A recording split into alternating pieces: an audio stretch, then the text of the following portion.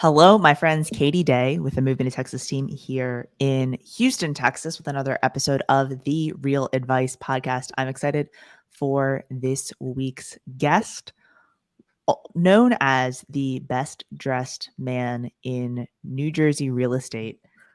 He is a licensed realtor and a social media shark. He has developed a digital platform niche and shares the stage with huge names like Ryan Serhant and Ricky Carruth. In addition to speaking on stage and selling real estate, he also speaks and teaches nationally and internationally about scaling a personal brand and online presence. He has an Instagram real estate masterclass and brings in a ton of business from Instagram and social media in general. I'm excited to dig in. So please join me in welcoming Steady Eddie, Ed Stulak. What's going on, man? Steady Eddie, what's up, Katie? Thank you for the intro. I'm excited for today. Thank you so much for joining. For those that may not know you, how did you get into real estate? It was a Facebook post that I saw of one of my competitors when I was back in the hockey days. This guy again, we were competitors. We didn't like each other in the hockey world. But outside, we were somehow friends on Facebook, which I know is relevant to many of us today. Friends with people that we're not really friends with. But anywho, he posted this picture of this beautiful blue suit, pinstriped, navy, background, New York City. Like it yelled millionaire, luxury. Yeah. And so I messaged him. I'm like, hey, man, I know we have our differences, but like, what do you do today? Would love to catch up and chat. And he said, real estate. That's my origin of my real estate story. Then I dove into it, and now I want to be that dressed up man. So I'm in a shirt right now, but I'll be in a suit later. After. Yeah. I'm saying if for those of you that don't follow Ed, he's either in like a t-shirt and joggers or he's like suited up three-piece, custom made fitted suit with like, custom shirt with his either cufflinks or name embroidered on the sleeve. So always a fan of your attire. I was like, what's the word I'm looking for? Of your attire. Thank you, Katie Day. All right. So you got into real estate because you liked the suits. Um, let's just dig into social. I feel like I hear a lot of people these days that are like, it's too late for me to get on social. So and so's doing it on my market. They're crushing. I just don't know what to say. I don't know what to do. So I'm just not gonna do it. But the it's too late for me. What would you say to someone if they said that to you? The real estate advice that I have for them is just if you get on social media today, if you're not doing something unique, something disruptive, something uniquely obnoxious, right? Something to really catch attention, then you're going to have a little bit of a difficulty competing with your other accounts that are out there, other influencers, your competition. It might be a little tough. However, that still should not discourage you from being your authentic self online, showcasing what it is that you do in business and life, because business has been happening since, I don't even know, 1300s, I don't even know, since man was born, right? There's always something. And that has only evolved, it's only improved. Today's world, we're not doing maybe so much of the yellow pages, right? Yellow pages now has evolved into your contact lists and airdropping and Bluetooth and all this crazy stuff. And same thing with advertising and marketing. It went from, the old days, again, yellow pages to now social media. It's only evolving. Whatever is coming next, you should absolutely use social media today to learn the platform so you have a better balance on the foundation of what is going to evolve even more. So social media is important to be on right now. Maybe it's not something that you want to post on every day and take it apart and dissect it and really learn all the algorithms and all the fancy stuff that's out there. But it's important to be on. It's important to be on because it's relevant, right? It shows relevance. This is where all the eyeballs are today. So why be anywhere else? And number three, it's going to evolve. It's going to improve. Whatever there's going to be next. Instagram 3.0. Like we should know Instagram 1.0 so we know how to speak the language of that one. Yeah. So I think those are just a few nuggets as to why I think it's important to be on today. Because I listen, I know a lot of realtors that are still using their what is it, the Rolodex for their content, Yeah. Yeah. Yeah. Yeah. but they're doing well. They're doing obnoxiously well, actually. Like they're top competition in some areas. So I don't want to doubt their system. The system works. Yeah. Improve the system though. Make sure you evolve with it.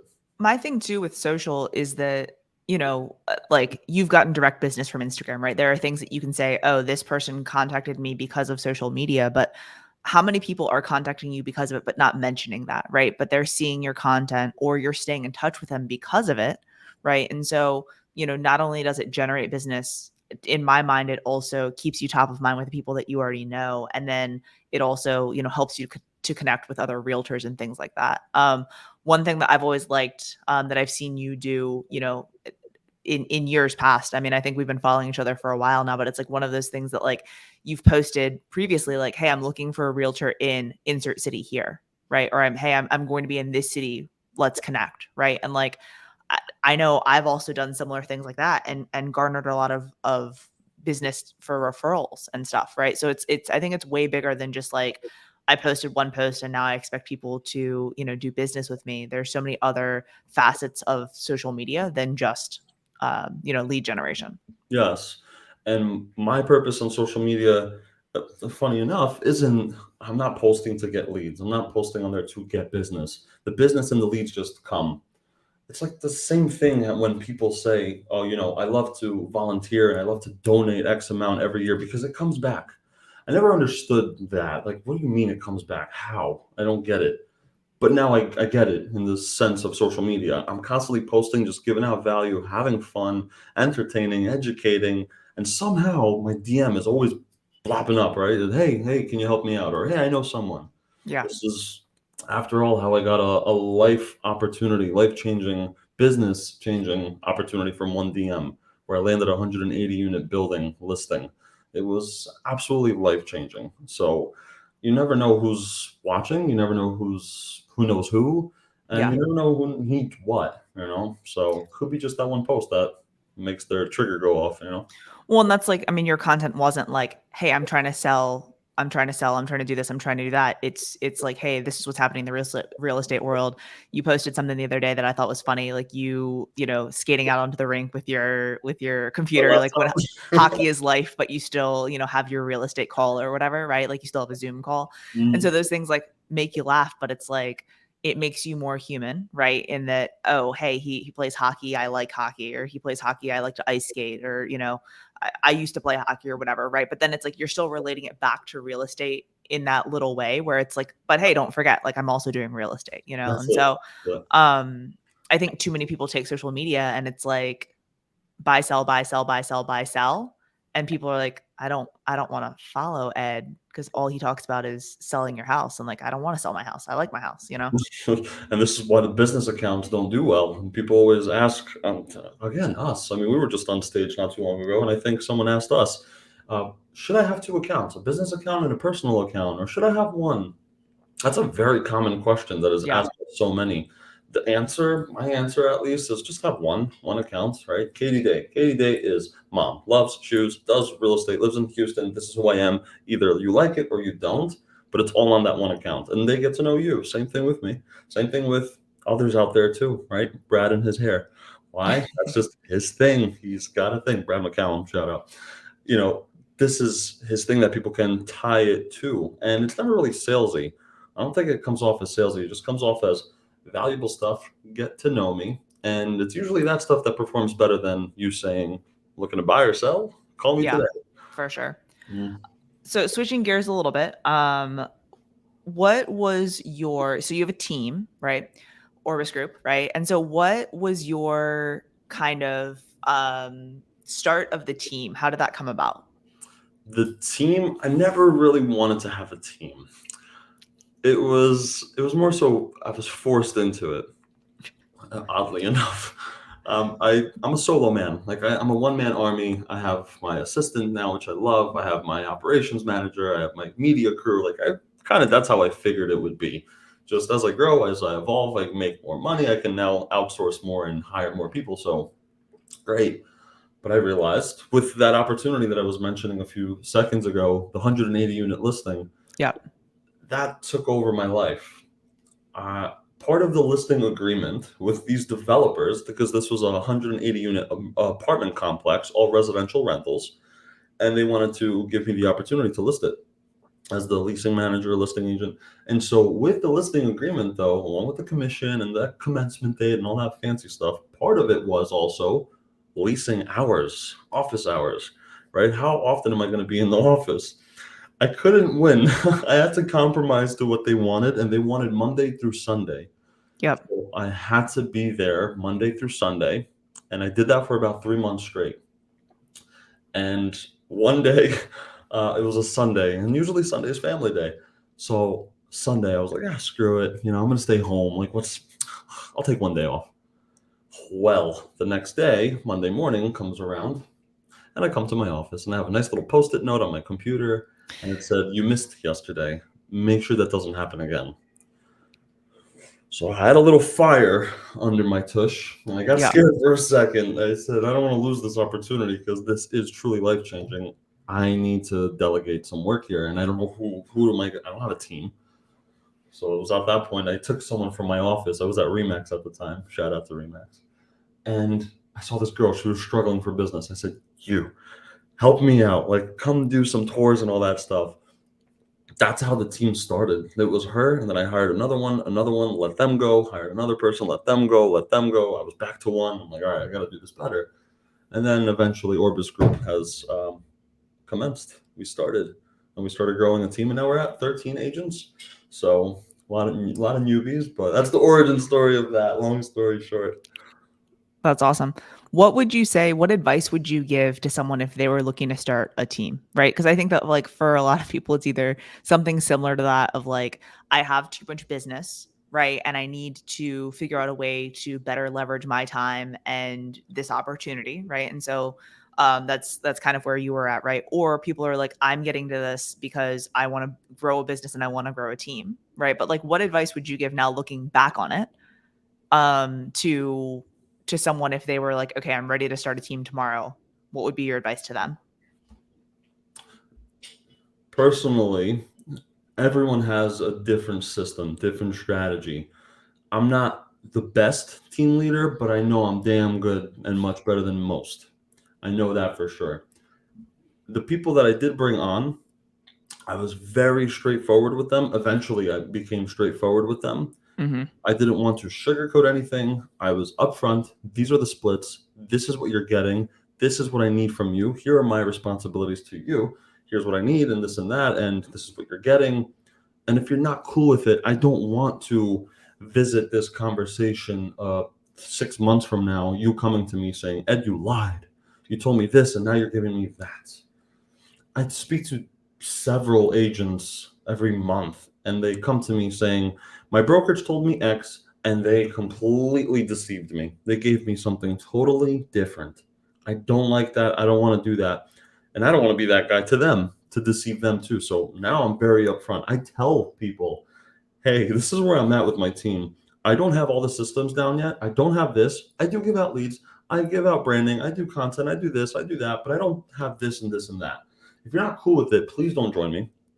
Yeah. If you are cool with it, understand that you are joining a team that's at this phase of the team. It's going to get better. It's going to improve. But this is a round table. So don't be, expecting me to bring all the food and the plates and the, napkins. Like, bring something. Let's all feast together. So that's my advice. No, I think that that's so important, and I would agree, right? I think that the biggest complaint that you hear from a lot of people is that their expectations were unmet, right? Or that the expectation and reality didn't match up, right? And so having a conversation in the beginning as to what y'all do well, what you don't do well, what you have, So the building the plane as you fly it kind of thing, right? Doesn't work for everyone. And some people want to get into a system where it's A, B, C, D every single day and they know exactly what it is, right? And so if that's not the way things are with your group, like being straightforward is, um, is the move, right? I take a lot of inspiration from you, Katie. Today, I do. I had I don't some know why you do that, man. That's because you do I it was gonna right. say how smart you were. Now I'm like, oh shit, like this is awkward. I had a teammate. She was telling me once. She was like, I like how Katie Day does her systems, and she's super like A type. I'm like, oh, I don't know if this is the team for you. You're like, huh? So that's not this. So Oh, but that's funny. it works. Hey, everyone's got a system. That's funny. But no, I mean, I think that being upfront with whatever the value is that your team provides, and teams are so different, and that's what I think that like, there's high accountability teams. There's teams that meet very frequently. There's teams that don't meet at all. There's teams that do stuff via Zoom, stuff in person, and so just understanding what that looks like from the beginning is super helpful. When you're interviewing for a team. What would be something that you would recommend other people like listen to or read, or like what are some like things that you do to like help yourself on the development, personal development, business development side of things? Are there any So like podcasts you listen to or anything like that?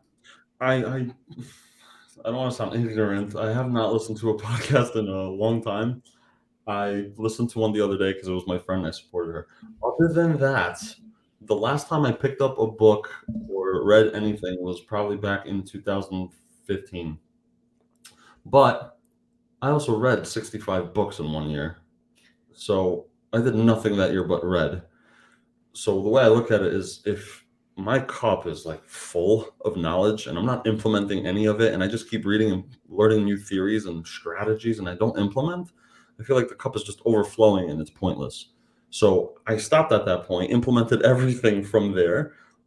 So that's my, I guess, ignorant statement here. But the other one, to tie it on, one book that I did read that did change my business, my life, my balance, my health, I guess, in life is 4 Hour Work Week by Tim Ferriss. Okay. Yep.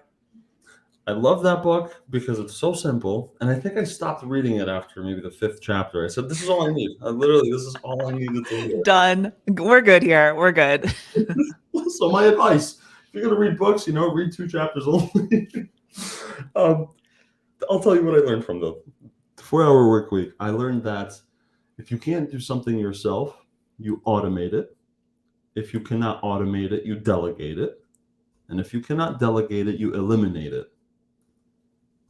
And that's what I learned from the book. That's all I needed to learn. That's it. And so if you're going to read a book, 4 Hour Work Week, very good book. And But you just gave them the punchline, so now they don't even need to read that, you don't need to read it, guys. Not all you need to just come talk to Katie and I. We'll tell you all the stories. So automate, delegate, eliminate, right? And getting kind of like tactical, right? Are there I know you have an admin on your team. I don't know what her exact title is. Operations manager, everything. Operations manager, right? So someone that's handling kind of the admin side of things, the operations and all that, Mhm. right? Do you have like specific automations or things like that, or is most of your stuff given to people? Like how does that work for your team? I like that question. It's mostly delegated to people. It's Yeah. hard for me to automate anything right now. Maybe email campaigns, things of that sort. Text messages, my database, right? I use Chime as my CRM. That's what my Mhm. team and I use as well. And we've become accustomed to it. Now we have an AI communicating with clients, Yep. which, to a degree is nice, but it has to become human at one point. But it's at least poking at them. It's sending auto alerts. It's sending house alerts. Here's a new property. Here's this. Did you know about that? Blogs. So that's automated. Accounting. I hate accounting. I don't like it. I hired a full-time accountant now. All day long, all year long, he's in there seeing what's happening. So now when tax season comes around, I don't have to bang my head against the wall saying, oh my God, I have to pause life for 48 hours and put my taxes together. It's happened to me too many times. So now I have him for that. Media, content creation, social media guy, things like that I've come to learn that they're fun to do. not all, like accounting, but some are fun to do, but I still can't do it. It's not money generating activities. So I need to do stuff that does push me forward. And I'll invest a little bit for that department so I can focus on other things that will push me forward, Such a mess here. Ed recently purchased a microphone, so he's just getting used to speaking into a microphone instead of using headphones. It's bear with him. It's That's fine. very It's different. fine. All good. What do you see as the future for social media for someone? Because you've been on social for a while. I know you did a ton, on Instagram and things like that. I know you do a little bit on TikTok. I know you vehemently despised Clubhouse when it was out, right? Right. I always just laughed because Ed, whenever anyone would post anything about Clubhouse, he's just like, it's going to be gone in a year. What do you feel like the future is for social media? Like, what are you looking at as like the next thing that you want to kind of master or like get into because you think it's the next wave? That's that's a big one. I like that too. I I see platforms like Instagram, Facebook, YouTube. YouTube is going to be the most long-term play. YouTube for sure. Instagram, I see that being relevant for a while unless they keep incorporating these new features that confuse everyone and it's going to make us all go nuts. IGTV was a lot. I'm glad that they got rid of it and switched it with IG Reels. More relevant. You're trying to compete with TikTok. That's cute. I like it. But like, what's next? I don't think anyone saw TikTok coming. Yeah. TikTok was a thing 2018, 2019. It really started pushing in the younger demographic. And then eventually people, of older descent got into it. They're like, all right, All of us, all of us. all the old people got on it. Yeah. So what are the kids doing these days? Do you know? They have that, what is it, Be Real? Yeah. Are you That's on it? not, I'm not on it. Uh-oh. Ed's gonna get passed by. It might. It might. I don't know. Be Real is a cute idea, but Instagram already does that to a sense. Yeah. So why are we going elsewhere to get something that we already have? That's just another feature that Instagram could take. You know, Yeah. that's how I look at it.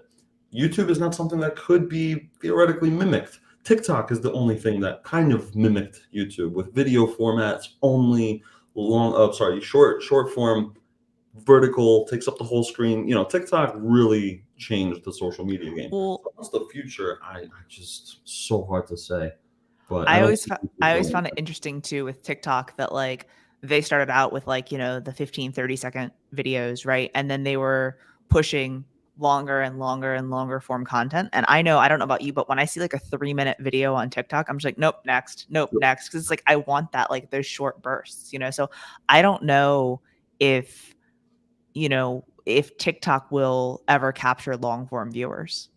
Mm-mm. So No, I we'll see. think you're definitely. I think you're right. I think you're right. I just don't know how to predict or study the human behavior when it comes to social media users. And right now, I know we want short form, quick. We want it straight to the point. Give it to me. Let me move on to the next thing. Yeah. Your content significant, and then a few seconds later, insignificant with a drop of a hat. So, for content creators, we have to be consistent.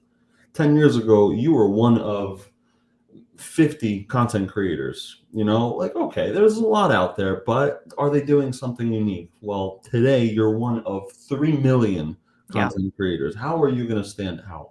So I think today there's so much content being pumped out that we all want short form. I think my heart, my head, my desire and hopes are for us to backtrack a little bit.